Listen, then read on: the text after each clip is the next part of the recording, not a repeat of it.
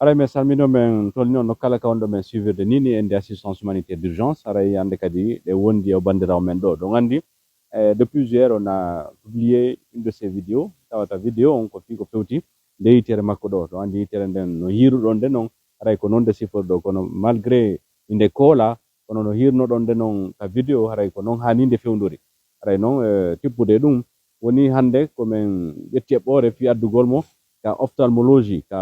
laptani mawɗo ɗo fi dargol ko honno ɓe taskorto ɓe anda ko honno kamɓe tigi ɓe tawri hitere nden e directive honɗum woni koɓe jonnata men fi ko fewti nde hitere makko ara min hewti ɗo on a vraiment fait tout le nécessaire min yiide personnel on ɓe waɗanimo visite on ɓe waɗi ka salle de soin ɓe waɗanimo soin ji fi ko fewti hitere nden ɓe waɗanimo kol kesso aray ɗum noon fof woni koɓe waɗi aray tippude ɗum kadi woni koɓe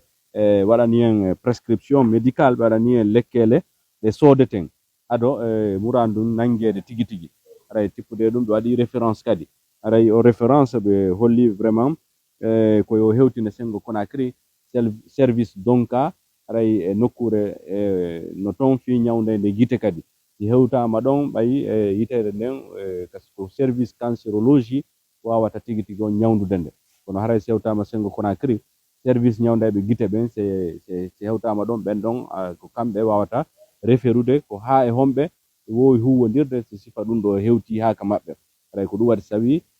tippude ɗum en sooday ordonnance mo windana ɗen on ɗo ado o hewtoyde sengo Conakry aray ko ɗum woni ko fewndi kono haray ɓe holli wonde ɓe waɗani référence ɓe transféri en vers Conakry ɓe jonni en numéro mo wawete on yiidude e muɗum fi ko fewti ñawdaɓe guite ɓen so hewtama toon ɓen ɗon kadi wawa e référude ha ko fewti ñawdaɓe service cancer on aray ko ɗum waɗi so tawi hande hiɗen ka labtani ɗo fi ñawdaɓe guite ɓen ɗum kaka labtani laaɓe ɗo aɗa bandirawo no sivirɗon ni no hiruɗen ni eno ɓeɗo docteur ɓe werniri en ni ha ɓe holli en ko ɓe holli en kon aray ko ɗum ɗo woni ko fewndi fi ko fewti yitere mande nani ɓestamati ko yewta aray joni komi tori jama ɓe wallitolan mi hewtira komi ñawdete to fi Allah yiide ñawdoɓe lamɓe mi ñawdo mi heɓanami dankora bobo e yanko mi tori jama on fof ballal tori jama on fof ballal vous avez compris haray c'est une nourrice aray mo wondi e bobo mo bambi bobo on ɗo ka leynangue wonɗen aray mo bambi bobo makko on ɗo mo mari noon ɓiɓɓe goo kadi aray wona oɗo tomo jogui aray mo wondi e boboɓe ñamayɓe e modi makko kadi feere nde yaaja fi ko tambito mo fi o ñawdigu ɗo aray ko ɗum waɗi so tawi tigui tigui on hiɗen tori ballal moƴƴa fonɗen fof no murandu wawa neworde pour facilité son transfert man yurugol laaɓe ɗo ya hewta Conakry hewti Conakry toon kadi ɗen gandi toon kadi kono muradɗi woni ce n'est pas du tout facile malgré on a assez de patients assez de cas à gérer pour le moment aray fewndo sayɗo ONG no mari kaaji buy ɗi kippi nawnuɓe yuruɓe kindiya yuruɓe mamum wontirɓe Conakry toon ha labbe ga kadi on a des patients qui sont à suivre aray ɗum ɗon fof malgré tout ça on a jugé nécessaire yen ƴettu vraiment ka makko on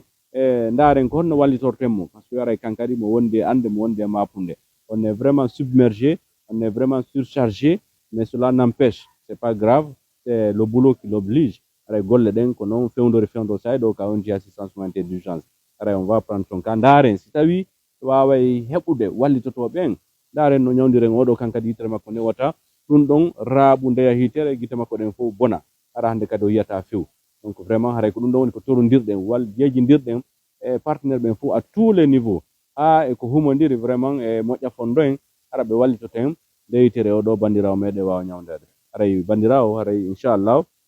ONG assistance humanitaire on no huƴi faabo eno wowiri noon huƴirde faabo e wallitotoɓe men fi ñawdugol ma hitere nde nani aray ko ɗum wonɗen engage ude ko ɗum wonɗen fokkintinde tout de suite on va payer les produits les lekkele makko ɗen eko humodiri e kala ko winda kon ɗo o ƴetta ɗum ɗon kene ado o hewtude e service spécialisé ɗon fi ko fewti ñawdugol nde yitere ɗo merci une fois encore de plus aray en fof meɗen jondire juuɗe fi nde yitere o bandirawo meɗen ɗo no wawa ñawdirede aray meɗen holori on eno wowiri noon kadi meɗen andi tigui tigui on jama moƴƴa fonde no woodi fi tambitotoɓe wonduɓe e sifa nde ande ɗo une fois encore de plus merci beaucoup à la prochaine